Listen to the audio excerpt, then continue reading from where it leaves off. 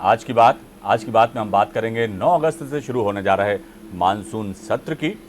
मध्य प्रदेश विधानसभा का मानसून सत्र 9 अगस्त से 12 अगस्त तक चलेगा। 4 दिवसीय मानसून सत्र रहने वाला है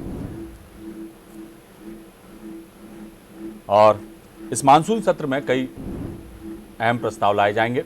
सत्र में कुल 4 बैठकें होंगी। कोरोना गाइडलाइंस का पूरा पालन किया जाएगा।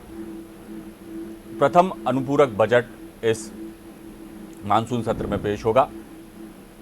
नगरीय निकाय चुनाव प्रत्यक्ष प्रणाली से कराने का विधेयक लाया जाएगा। निकायों में महापौर अब जो है सीधे जनता चुन सकेगी, इसके लिए ये विधेयक लाया जाएगा। सत्र में इंदिरा गृह ज्योति योजना में सब्सिडी के प्रावधान पर भी प्रस्ताव लाया जाएगा। कोरोना से बढ़े हुए कर्जे का अनुमोदन होगा। सत्र में कोरोना गाइडलाइन का पूरी तरह से पालन किया जाएगा और इस पर हम चलेंगे, अपने खास मेहमानों के साथ चर्चा करेंगे। 9 से 12 अगस्त के बीच मानसून सत्र आयोजित किया जा रहा है। 4 बैठकें होंगी। हंगामा खेज ये सत्र होने वाला है क्योंकि इस दौर में जो कोरोना को लेकर जिस तरह से लॉकडाउन किया गया, अनलॉक किया गया और कोरोना महामारी की रोकथाम के लिए सरकार ने जो प्रयास किए, उसके अलावा विपक्ष ने इस दौरान जो सवाल उठाए, उस पर निश्चित तौर पर विधानसभा के मानसून सत्र में हंगामा होने के पूरे आसार हैं। विपक्ष भी अपनी पूरी तैयारी में है कि किस तरह से मुद्दों को इस मानसून सत्र में उठाया जाए। तो पूरी तरह से हंगामा खेज मंजर जो है इस मानसून सत्र में देखने को मिलेंगे। 9 से 12 अगस्त तक ये मानसून सत्र चलेगा। 4 बैठकें होना है इस 4 दिवसीय मानसून सत्र में। पहला अनुपूरक बजट इस मानसून सत्र में पेश किया जाएगा। नगरीय निकाय चुनाव प्रत्यक्ष प्रणाली से कराने का विधेयक लाया जाएगा। हम आपको बता दें कि पूर्ववर्ती कमलनाथ सरकार में अब प्रत्यक्ष प्रणाली से नगरीय निकाय चुनाव कराने की बात कही गई थी और ये विधेयक लाया गया था। अब बीजेपी की सरकार इसे एक बार फिर बदलने जा रही है। महापौर का चुनाव प्रत्यक्ष प्रणाली से होगा, महापौर और नगर निगम अध्यक्षों का। 9 से 12 अगस्त तक ये मानसून सत्र चलने वाला है।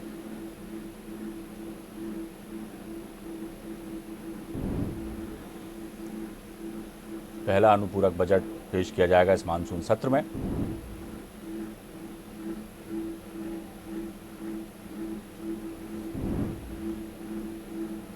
निकायों में महापौर अब सीधे जनता चुनेगी और इस पर हम चर्चा करेंगे अपने खास मेहमानों के साथ। हमारे साथ जुड़ गए हैं बीजेपी नेता और पूर्व विधायक शंकर लाल तिवारी जी। शंकर लाल जी, 4 दिन का मानसून सत्र होने वाला है 9 अगस्त से। क्या कहेंगे? कई विधेयक लाए जाएंगे और विपक्ष ने भी निश्चित तौर पर तैयारी पूरी कर रखी है कि किन मुद्दों पर वो सरकार को घेरेगी। क्या कहेंगे? आप सुन पा रहे हैं शंकर लाल जी? हम मुझे आवाज नहीं आ रही लगा है। आप अब सुन पा रहे हैं? आवाज नहीं आ रही। अब सुन पा रहे हैं आप हमें?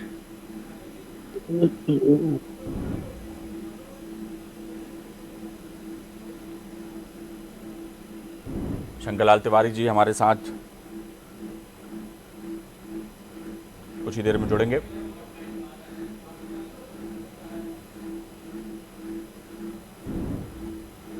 विधानसभा का मानसून सत्र 9 अगस्त से शुरू होने वाला है, जिसमें अनुपूरक बजट पेश किया जाएगा और सबसे अहम बात, नगरीय निकाय चुनाव जो हैं वो प्रत्यक्ष प्रणाली से कराने संबंधी विधेयक भी लाया जाएगा। पूर्ववर्ती कमलनाथ सरकार ने इसे बदला था और उस दौरान भी भारतीय जनता पार्टी ने इसका विरोध किया था। कमलनाथ सरकार का मानना था कि अप्रत्यक्ष प्रणाली से नगरीय निकाय चुनाव किए जाएं और चुने हुए पार्षद ही जिस तरह से विधानसभा में विधायक दल का नेता विधायक चुनते हैं उसी तर्ज पर जो है निर्वाचित पार्षद महापौर का चयन करें। शंकरलाल तिवारी जी हमारे साथ जुड़ गए हैं। शंकरलाल जी, आपको आवाज आ रही है हमारी?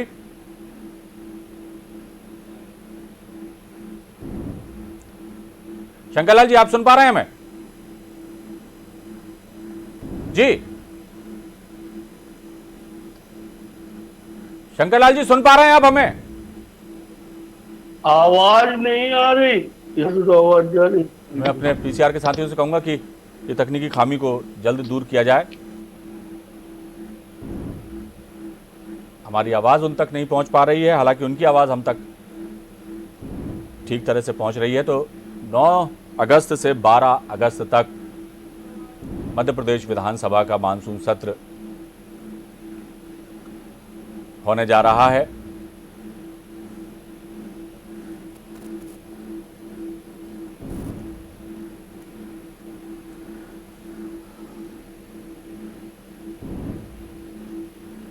सत्र में कुल 4 बैठकें होंगी।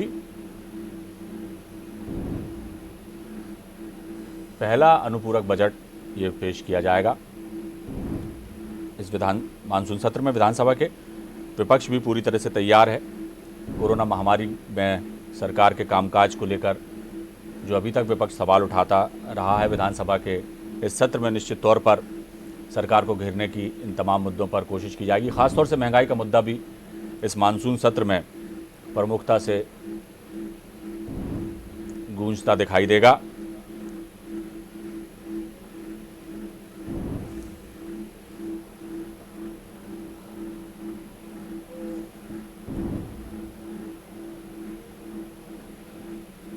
तो 9 अगस्त से मानसून सत्र शुरू होने वाला है विधानसभा का।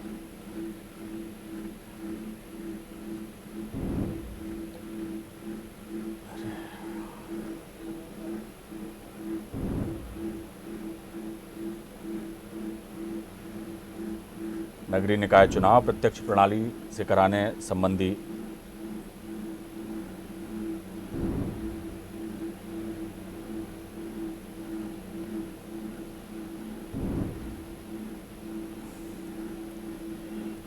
विधेयक लाया जाएगा इस मानसून सत्र में। कोरोना गाइडलाइन का खास ध्यान रखा जाएगा और यही वजह है कि 4 दिन का ये मानसून सत्र बुलाया गया है।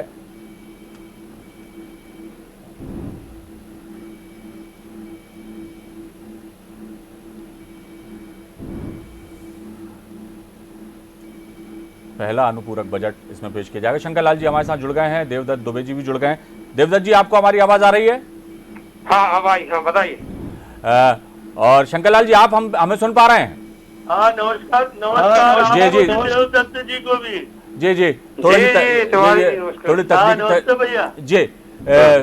आगाज करता हूं चर्चा का देवदत्त जी आपसे ही। मानसून सत्र शुरू होने वाला है, सिर्फ 4 दिन का ये सत्र बुलाया गया है। हो सकता है कोरोना की वजह से ये बहुत ही छोटा सत्र रखा गया है, लेकिन कई अहम प्रस्ताव इस मानसून सत्र में आने वाले हैं, क्या कहेंगे? कोरोना के कारण तो यही में स्थिति उलट पलट हो गई है जी। सब कुछ। पहली बार आपने देखा होगा राज्यसभा के चुनाव बढ़ाएगा, ये हो गया जी। लेकिन विधानसभा के बारे में भी एक बात है कि अब पहले जैसी धमक और चमक विधानसभा की नहीं रही, क्योंकि विधानसभा में एक ये पिछले 2 दशक से एक परंपरा चल रही, जितना कम समय सत्र चले और उसको निपटाने की एक तरह से कार्रवाई कोशिश करनी होती है जी। तिवारी जी तो बहुत वर्षों से विधानसभा के सदस्य रहे हैं, वो भी जानते हैं कि पहले विधानसभा की डेट आती थी और हलचल निचले स्तर पर बन जाती थी कि अरे वो सत्र आ रहा है, अधिकारियों में भय रहता था जी। लेकिन अब वो उसकी गरिमा लौटाना जनप्रतिनिधियों का दायित्व है और इस कम समय में भी वो यदि जनहित के निर्णय ले सके, उन पर चर्चा करा सके तो ठीक है, अन्यथा बेवजह की मुद्दों पर जैसे सड़क पर बहस होती है वैसे हम कई बार से सत्र की रिपोर्टिंग कर रहे हैं तो वहाँ देखते हैं कि समय जाया करते हैं बेमतलब के मुद्दों पे, जिनका जन सरोकारों से कोई लेना देना नहीं होता। जी जी। तो उम्मीद करना चाहिए कि नए अध्यक्ष आए हैं और बिंद से आए हैं, तो जरा जो कष्ट है लोगों के उन पर चर्चा हो और कुछ सार्थक निर्णय लिए जा सके। अभी तो कोरोना है, लेकिन इसके पहले भी तो आप पिछले सत्रों की उठा के देखें, अवधि घोषित होती है 1 माह की, 2 माह की, और पता चली 3-4 दिन में हल्ला गुल्ला हुआ, पारित किए जैसे तैसे और समाप्त कर देते हैं। किसी एक दल की बात नहीं है। ये सभी क्यों चर्चा से बचना चाहते और क्यों नहीं, ये मंच इसलिए होता है, इतना खर्चा होता है कि उस पर सार्थक मुद्दों पर बहस हो। चलिए देवदत्त जी आपके पास लौटूंगा। शंकर लाल जी, इस बार का जो ये मानसून सत्र है भले ही 4 दिन का, लेकिन निश्चित तौर पर विपक्ष ने भी अपनी तैयारियां पूरी कर रखी हैं और जाहिर सी बात है कोरोना महामारी को लेकर सरकार के कामकाज, उसकी कार्यशैली और दूसरा बढ़ती महंगाई पर निश्चित तौर पर विपक्ष आवाज बुलंद करेगा। क्या कहेंगे? निश्चित रूप से अभी जो आदरणीय दुबे जी ने कहा जी कि जो धमक और जो चमक जी विधानसभा की रहती थी, दमक से मतलब जी विधानसभा एक ऐसी मंदिर है जी जहां आम आवाम के समस्याएं विधायकों के माध्यम से अन्य प्रकार जी 9 तारीख से 12 तारीख तक चलने वाले इस सत्र में जी जहां प्रश्नकाल अत्यंत महत्वपूर्ण होता है सभी दलों के विधायकों के लिए, जी चाहे वो कांग्रेस के हो चाहे बीजेपी के हो, जी अपने स्थानीय मुद्दे, बड़े मुद्दे भी प्रश्नकाल के माध्यम से जी और जो सीधे अधिकारियों पर नकेल कसने का और जनता के कामों को निपटाने का काल है प्रश्नकाल, जी वो भी होगा, शून्यकाल भी होगा, ध्यानाकर्षण भी होगा जी और सरकार अनुपूरक बजट भी रखेगी। इसके अलावा सरकार अन्य अध्यादेश भी लाएगी। जैसे मेरी जानकारी में आया है जी कि नगरीय निकाय चुनाव के मामले में पिछली सरकार ने बिल्कुल और ये कह दिया था कि नहीं वो तो पार्षद चुनेंगे। जी देश में हॉर्स ट्रेडिंग का विरोध होता है जी और खुलेआम हॉर्स ट्रेडिंग को न्योता देने का काम जी उस अध्यादेश के माध्यम से कांग्रेस की पिछली सरकार ने किया था जी कि पार्षद खरीद लिए जाए और अपना महापौर या अध्यक्ष बना लिया जाए नगर पालिका नगर निगमों में। जी जबकि पहले मध्य प्रदेश के अंदर शिवराज सिंह जी ने डायरेक्ट चुनाव किया था और सीधे जनता से ही महापौर चुना जाता था और पार्षद भी चुने जाते। जी अभी मैं एक बात आपका उपयोग कर लूं, चैनल को मुझे आधा मिनट दीजिए जी। अभी देखिए जिला पंचायत के चुनाव होते हैं जी, जिला पंचायतों में पंचायत का पंच, सरपंच और फिर जनपद सदस्य, जिला पंचायत सदस्य, इनके चुनाव तो डायरेक्ट होते हैं जी, पर अध्यक्ष का चुनाव जो तो डायरेक्ट नहीं होता, वो चुने हुए जिला पंचायत के सदस्य करते हैं जी, क्योंकि आज का विषय नहीं और जिला पंचायत के चुने सदस्य कैसे करते हैं जी, ये आप सबके नॉलेज में कभी विषय लेंगे तो बड़ी कृपा होगी जी। मैं आपसे ये कह रहा था जी कि नगरीय निकाय चुनाव को प्रत्यक्ष प्रणाली से कराया जाए, ये भी अध्यादेश आएगा, अनुपूरक बजट आएगा जी, और एक महत्वपूर्ण अध्यादेश और आने की संभावना है जी, वो है इंदिरा गृह ज्योति योजना जी के माध्यम से बिजली में जो आम आदमी को। चलिए शंकर लाल जी, ये तमाम जानकारी तो हमने अपने दर्शकों को दे दी है अपने चैनल के माध्यम से कि क्या कुछ इसमें चीजें होना है, लेकिन मुद्दा ये है कि जो कोरोना काल में सरकार की कार्यशैली पर सवाल उठे, तमाम चीजें हुई, महंगाई इस वक्त चरम सीमा पर है, ये तमाम मुद्दों को लेकर भी विपक्ष निश्चित तौर पर मुखर रहने वाला है, तो उसकी क्या तैयारी है? जी नहीं, आपने ठीक किया, ये प्रश्न अलग हो गया था, वो जिला पंचायत की चर्चा में करने लगा था जी। मैं आपको एक बात बताऊं अपने मन की, किसी को बुरा न लगे जी। कांग्रेस की कभी कोई तैयारी नहीं रहती जी। तो 15 साल विधायक रहा हूँ, कुछ विधायक जरूर कांग्रेस के गंभीर रहते हैं जी, जो अपने अपने क्षेत्रों से प्रश्न भी लगाते हैं, कुछ ध्यानाकर्षण भी लगाते हैं जी। पर जहाँ तक विपक्ष के नेतृत्व की बात है और नेता प्रतिपक्ष के मामलों की बात है जी, मेरा अनुभव रहा है कि जब तक जमुना देवी जी रही है, स्वर्गीय श्री जमुना देवी जी, मैं उनकी आत्मा को प्रणाम करता हूँ, तब तक तो विधानसभा में नेता प्रतिपक्ष का रोल देखा जी, पर उसके बावजूद सिर्फ हंगामा और सिर्फ देख लीजिएगा इस 4 दिन के सत्र में कांग्रेस के मित्र यही कहेंगे कि अभी दुबे जी ने टच किया है इस बात को, कांग्रेस के मित्र यही कहेंगे कि सत्र छोटा है, ये सत्र बड़ा भी होना चाहिए था, हो सकता था, और कोरोना की जो कठिनाइयां हैं जिसमें सत्र चलाना ही मुश्किल पड़ रहा है और इस स्थिति में जितने दिन का भी सत्र है, अभी आदरणीय दुबे जी ने भी कहा कि इसका भरपेट उपयोग विपक्ष को करना चाहिए, पर दुर्भाग्य है मध्य प्रदेश की विधानसभा के अंदर कि विपक्ष कोई तैयारी करके नहीं आता, सिर्फ बाइकाट हर बात में हंगामा और सामने आकर के सदन के बाहर। चलिए शंकरलाल जी, आपके पास लौटूंगा और फोटो छपाना। चलिए आपके पास लौटूंगा। कांग्रेस नेता जो है सिद्धार्थ सिंह राजावत हमारे साथ जुड़ गए। सिद्धार्थ जी, आपको आवाज आ रही है मेरी? सिद्धार्थ जी, सुन पा रहे हैं आप हमें? सिद्धार्थ जी जैसे ही हम हमसे जुड़ेंगे हम उनसे चर्चा करेंगे। देवदत्त दुबे जी, आपसे मैं जानना चाहूंगा कि जैसा शंकरलाल जी कह रहे हैं कि विपक्ष जो है वो उतना ज़्यादा प्रमुखता से या कहना चाहिए कि पूरी दमदारी से मुद्दों पर बात नहीं करता, हंगामे के सिवा कुछ होता नहीं है, लेकिन इस विधानसभा में विपक्ष जो है कम उसको आंक नहीं सकते क्योंकि बड़ा तगड़ा विपक्ष है। बिल्कुल एक तरह से देखा जाए तो बराबरी का विपक्ष है और सरकार की जो कार्यशैली पर या तमाम तरह की बातों पर लेकर जो सवाल उंगलियां उठाते रहते हैं। अब विधानसभा सत्र है तो ये मौका है, तो क्या लगता है आपको, जैसा शंकरलाल जी कह रहे हैं कि दमदारी से वो अपनी बात नहीं रख पाते, क्या लगता है कि इस बार भी ऐसा ही कुछ देखने को मिलेगा? जी बिल्कुल, विधानसभा में इतना मजबूत विपक्ष जी 2018 का जो जनादेश आया तो भाजपा भी 1.5 साल तक मजबूत विपक्ष के रूप में रही जी, और उनके नेता देखो आप गोपाल भार्गव और पूर्व मुख्यमंत्री शिवराज सिंह सब मिलकर कैसा घेरा करते थे कांग्रेस तो घेरा इतना कि यहाँ तक कि सरकार भी पलट दी जी। तो विपक्ष तो बहुत बड़ा हथियार है, जनता सौंपती इसलिए।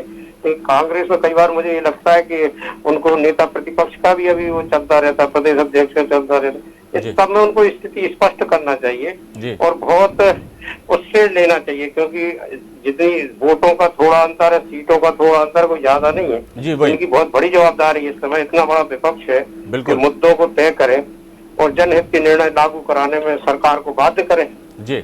लेकिन ये बात क्या हो गया, सुविधा भोगी राजनीति हो गई। पहले बहुत संघर्ष की राजनीति होती थी, पहले जनप्रतिनिधि के पास ऐसा कुछ रहता नहीं था ज्यादा संपत्ति के, वो सरकार से डरे कि हमारा ये ना हो जाए। अब सबने विधायकों ने सबने अपने अपने धंधे स्थापित कर लिए, तो मुझे लगता है कई बार मैं देखता हूँ कि सब मुद्दे ऐसे हवा में जाते हैं जी। और एक जो मिली जुली जो वाले आई ऐसा वाला जो बचपन में अपन करते थे ना, तो ये जो विपक्ष का मिल जाना ये लोकतंत्र के लिए बहुत खतरनाक है। बुनियादी मुद्दों पर बिल्कुल सार्थक अपनी बात रखना चाहिए। बीजेपी कितने सालों तक उनके 2 सांसद रहे, यहाँ भी इतने कम विधायक थे, लेकिन ये जो पीढ़ी है जो आज नेता है बीजेपी के सब, वो कितना संघर्ष करते थे। तिवारी जी जब सदन में खड़े होते थे मैं देखता था मैं, तो सब वो ऐसे मुद्दों को धार मोड़ने की क्षमता रखते हैं कि हम दिशा को किस तरफ मोड़ दें, बात पॉइंट पे रखी जाए, तर्कों पे रखी जाए, और कितना अच्छा मौका है जी कि आप सरकार से जनहित के निर्णय लागू करा लो। यानी कुल मिलाकर वो देखना जी देवदत्त जी, मतलब आपको कोई हवा नहीं होता, विधानसभा का पूरा रिकॉर्ड रहता है जी आप जी बिल्कुल। हर सत्र का रिकॉर्ड देख सकते हैं किसने क्या कहा और क्या किया। देवदत्त जी, कुल मिलाकर हम देखा जाए कि बीते 15 सालों में जो है या उससे भी ज्यादा साल हो गए अब तो बीजेपी को सत्ता में रहते हुए, बीजेपी को सरकार चलाना आ गया, लेकिन विपक्ष को इतने सालों कांग्रेस को इतने सालों में विपक्ष में रहने की अदा नहीं आई, क्या कहेंगे? बिल्कुल, वो संघर्ष की जो क्षमता होती है जी वो वैसी होती है जो शुरू से जो संस्कारवान ढकते हैं, जिन्होंने अभाव देखा हो तो वो अभाव समझेंगे, उस बात को उठाने में आत्मा से उनकी आवाज निकलेगी। जो सुविधा भोगी शॉर्टकट तरीके से या लहर में टिकट लेके जीतते हैं वो सब ये बात नहीं कर सकते। मुझे तो मैं कई बार जनता ही से आह्वान करता हूँ कि दल भले किसी को टिकट दे, आप तो संघर्षशील ईमानदार इस नेतृत्व को चुने, तो भविष्य में दल भी बाध्य हो जाएंगे ऐसे नेताओं को टिकट देने के लिए। ये बहुत जरूरी है क्योंकि लोकतंत्र को ऐसा विश्वास उठना। आप बताइए, आप कभी हवाई अड्डे पे, बस स्टैंड पे, रेलवे स्टेशन खड़े हो जाइए, यदि कोई कुर्ता पजामा जैकेट पहने आ रहा है तो नई पीढ़ी व्यंग करती है नेताजी आ रहा है, ऐसा क्यों? उसकी साख रहना चाहिए जिससे जब आप आह्वान करें प्रदेश में देश में संकट हो तो जनता आपकी आवाज से पीछे चले, ऐसा नेतृत्व की साख होना चाहिए। लेकिन वही खोते जा रहे हैं और ये सब नुकसान अपना कर रहे हैं। जी, क्योंकि जी, लेकिन इसके लिए जिम्मेदार चुनाव जीतने की बात कर रहे हैं।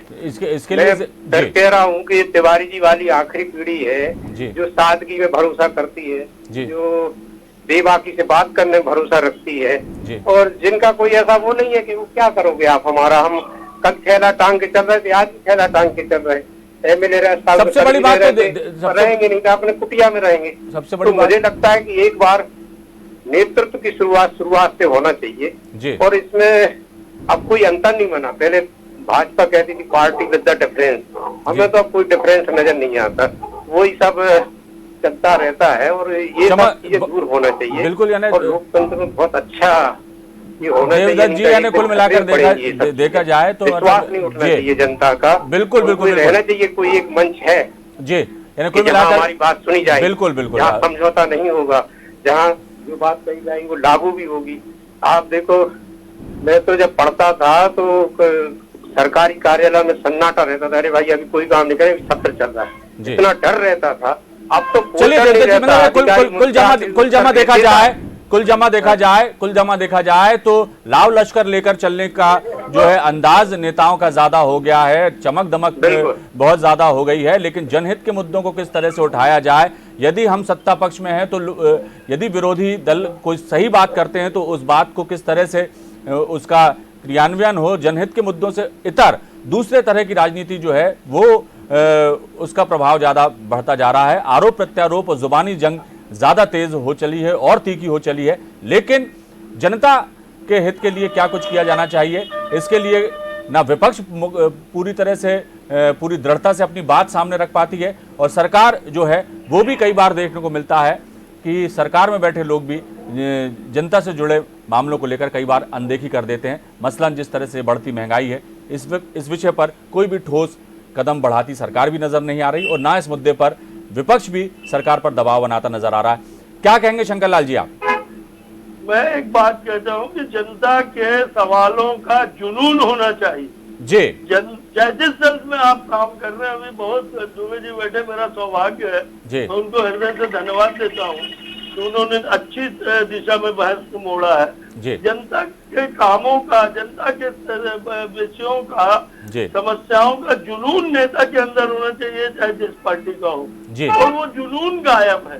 विधानसभा के अंदर ये सच कहा है दुबे जी ने कि संख्या बल जिस तरह पिछले 15 वर्षों में कांग्रेस का कम रहा, वर्तमान में संख्या बल जब बीजेपी विपक्ष में रही उसका भी बहुत सशक्त रहा, और कांग्रेस के पास भी सशक्त है। पर इनके कांग्रेस के विधायकों में जो वरिष्ठ नेता है वो थोड़ी बहुत तो अपने क्षेत्र की बात करने का प्रयास करते हैं। मैं तो इतनी अपील करूंगा, देवदत्त जी मेरी बात से वाकिफ होंगे और इत्तेफाक करेंगे, आप भी करेंगे और कांग्रेस के मित्र भी करेंगे कि भैया आप ये तो कहोगे कि सत्र बहुत छोटा है, अब उसका मोटा मोटा कारण है कि कोरोना है, पर इस 4 दिन में यदि विपक्ष के विधायक विधानसभा में 70, 80, 90% भी विधानसभा जब तक चल रही है बैठे, तो मैं सोचता हूँ इस प्रदेश की जनता पर बड़ा उपकार होगा, क्योंकि विधानसभा में बैठते ही नहीं लोग। चलिए, बिल्कुल जरूरी है अपनी महत्ता को। बिल्कुल बाद स्थिति ये बनती है 20%, 25% विधायक ये नजारे, शंकर लाल जी ये नजारे मैंने भी देखे हैं। आधा सेकंड जी जल्दी बात खत्म नहीं कहना चाहता हूँ कि ये बाइकाट बहिष्कार का जो खेल चलता है और हंगामे का और मीडिया में आकर के अपने को शेर शाह सूरी बनाने का, ये बाइकाट कांग्रेस का जो है तो इस ढंग से है कि बड़े बेआबरू होकर तेरे कूचे से हम निकले। बाकी अभी दुबे जी ने बताया कि विधानसभा ऐसी जगह है कि आप सरकार को कटघरे में रख सकते हैं, सरकार यही मौका होता है। बिल्कुल कलेक्टर सस्पेंड होते हैं हाउस के अंदर, और इसलिए मैं ये कहूंगा जो उन्होंने शब्द इस्तेमाल किया था कि आज की राजनीति निश्चित रूप से और विशेषकर विपक्ष की सुविधा भोगी हो गई है। संघर्ष चलिए जब आप सड़कों में होते हैं तो आप विधानसभा में भी जुनून के साथ मुखर होते हैं, पर जब आप सिर्फ ट्विटर में होते हैं बिल्कुल बहुत सारी चीजें में कि यही नेता और आगे नेता प्रतिपक्ष कांग्रेस कब बनाएगी? कमलनाथ जी चलिए शंकरलाल जी, समय समाप्त हो रहा, समय समाप्त हो रहा है। निश्चित तौर पर मैं समझता हूं कि आपकी बात आ गई है और ये होना भी चाहिए कि अपनी जिम्मेदारी विपक्ष को भी समझना चाहिए पूरी, और सत्ता पक्ष को भी जो है सोचना चाहिए कि किस तरह से जनहित के मुद्दों को लेकर वो सरकार फैसले करती है। और आने वाला ये सत्र जो है मानसून सत्र, इसमें क्या कुछ घटनाक्रम घटता है देखने वाली बात होगी, देखना दिलचस्प होगा। बहुत बहुत शुक्रिया शंकरलाल जी, आप हमारे साथ जुड़े। देवदत्त जी, आपका बहुत शुक्रिया, आप हमारे साथ जुड़े। तो 9 अगस्त से मानसून सत्र शुरू होने जा रहा है मध्य प्रदेश विधानसभा का। 4 दिवसीय ये सत्र है। क्या कुछ विधेयक लाए जाते हैं, क्या कुछ हंगामा होता है, आने वाला वक्त बताएगा। फिलहाल दीजिए इजाजत, बने रहिए आप हमारे साथ। खबरों का सिलसिला लगातार जारी है। नमस्कार।